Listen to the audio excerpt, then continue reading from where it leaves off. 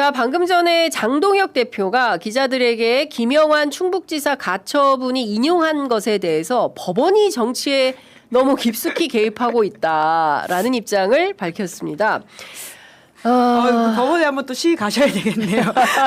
원래 그런데 자주 가시는데. 근데 이분 판사 출신 아닙니까? 근데 이제 조만간 주호영 의원에 그렇죠. 대한 네. 가처분 그 인용 결정 가능성이 높다.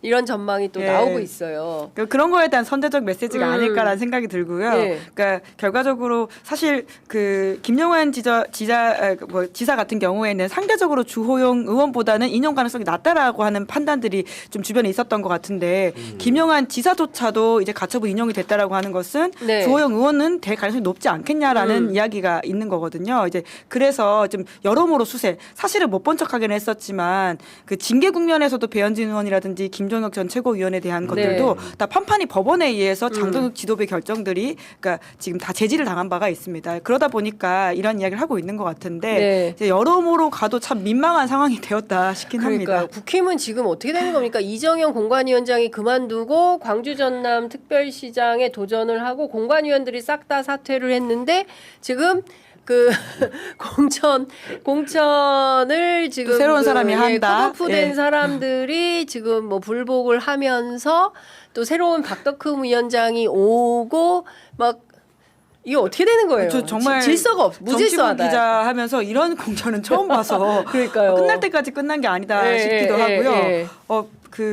지금 모든 상황이 사실 혼돈의 예. 카오스이기 때문에 예. 지금 정말 모르겠습니다. 어떻게 될지. 그런데 아니, 어떤 예. 결과가 나와도 누군가 승복할 수 있을까 이 정도 상황이면 예. 이라는 게 가장 문제인 것 같아요. 그 기자들이 좀 네. 이렇게 장동혁 대표한테 이 질문도 좀 해줬으면 좋겠어요. 법원이 정치에 깊숙이 개입했다는 얘기를 김영환 가처분 인용을 통해서 했는데 혹시 윤석열에 대해서 윤석열 판결에 대해서는 좀 어떻게 생각하는지 생각하는지. 우리가 뭐 절연을 말로만 외칠 게 아니고 네. 그 판결도 혹시나 네. 정치적 개입이라고 생각하는 건 아닌지 예. 꼭 좀 물어봐줬으면 생각이 드는 거고 네. 기본적으로 정당의 공천이라는 게 그러니까 유효한 영향력을 발휘하려면은 최소한의 공감은 있어야 되는데 네. 지금 서울 오세훈 그 파동이 있었죠. 뭐 경기도도 일부 시끄럽다고 합니다. 경기지사 후보는 2명 있지만 아직도 마뜩치 않은 상황이어서 전략 공천을 하려고 이정현 위원장이 많이 뛰었지만 대부분 고사를 했다라는 거고 네. 부산구 마찬가지로 단수하려고 하다가 결국은 경선으로 또 꼬꾸라지는 상황이 있었고 그 결국은 그 정점이라는 것은 대구에서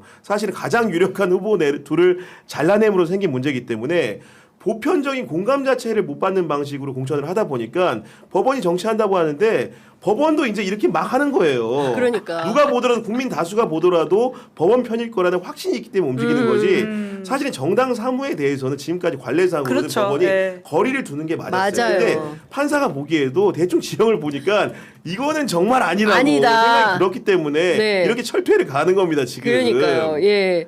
근데 이 와중에 조정훈 의원은 어제 시구 의원들로부터 당협 운영비 목적으로 예. 2,500만 원을 걷었는데 이걸 뭐 무슨 뭐 회비 걷듯이 걷었나 봐요. 네, 그러니까 예. 지금 다달이 돈을 받았다라고 네. 하는 부분 때문에 결과적으로는 공천 헌금에 대한 문제 제기까지 나오는 상황이거든요. 그러니까 네. 이거는 사실 여야 할 것 없이 문제를 제대로 짚고 가자라고 하는 것이 과거에 강선우 의원 문제가 있었을 때부터 네. 나왔던 이야기입니다. 그리고는 그 당시 했던 국민의힘 발언들을 다 챙겨 보면 이 지자체단체장 선거 때는 특히나 이런 문제가 심각하기 때문에 뿌리 뽑아야 된다라는 엄단의 이야기를 많이 했거든요. 네. 그 기준으로 지금 물론 조정훈 의원은 억울할 수도 있겠지만 오히려 더 명명백백하게 소명하면서 이 문제를 국민의힘 스스로 이걸 좀 잘라내는 이야기를 해야 될 텐데 근데 이게 또 미묘한 게요. 그러니까 서울시당에서는 또 조정훈 의원에 대해서 강경한 태도를 취하고 있거든요. 경쟁자였던 친한계이자 배현진, 친한계이자 지금 서울시당 위원장인 배현진 의원이 이 문제에 있어서는 내가 용납하지 않겠다. 지금 이런 메시지를 내고 있어가지고 네. 우리가 생각하는 이상의 또 조치가 나올 있을 수 수도 있겠군요. 있다라는 생각이 듭니다. 그렇군요. 물론 징계와 관련해 가지고는 장동혁 대표가 지방선거 때까지 멈추자라고 했기 때문에 네. 뭐 지방선거 이후가 될 수도 있겠지만 여튼 참지 않는다. 네, 그렇죠. 그리고 또 하나 제가 이 문제는 꼭 지적을 해야 될 것 같은데 그 개그맨 이혁재 씨 있잖아요. 이분이 사실은 뭐 그 룸살롱 폭력 사태 이후로 사실은 네. 방송가를 떠난 사람인데 이분을 그 심사위원으로 써가지고 지방선거 광역의원 청년 비례대표를 네. 뽑았는데 확정된 후보들이 사실상 너무 심각한 인물들이다. 서울시의원 비례대표 후보인 최종부 씨는 그 윤서인 씨 방송에 출연해서 노무현 전 대통령, 박원순 전 시장을 아주 그냥 대놓고 조롱을 했던 그런 인물이고요. 경북도 의원 후보로 선정된 허지훈, 그다음에 경남도 의원 후보로 선정된 김용록 씨는 부정선거 음모론을 동조한 인물로 전해지고 있습니다. 국민의힘이라는 공당의 실체가 어떻게 되는 겁니까?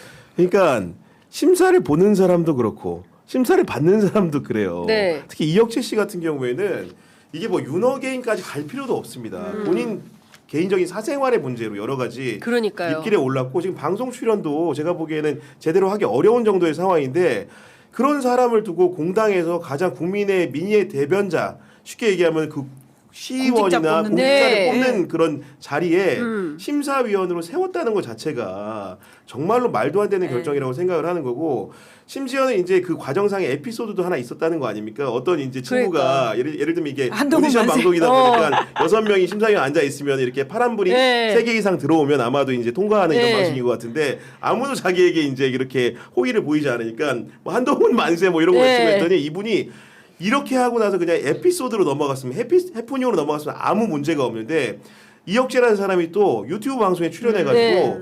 내가 뭐 15년만 젊었어도 휴대전화 집어 던졌다는 식의 그러니까요. 본인 전과가 뭡니까 사실은 폭력이죠. 그런 상황에서 누가 봐도 그런 식의 폭력성을 연상시키게 하는 네. 언행을 했다는 것 자체가 이런 사람이 심사위원으로 거르고 고른 사람이 국민의힘을 대표하는 사람으로서 나와서 국민의 선택을 받는다니 어느 국민이 그 정당에 선뜻 손을 들어주겠습니까?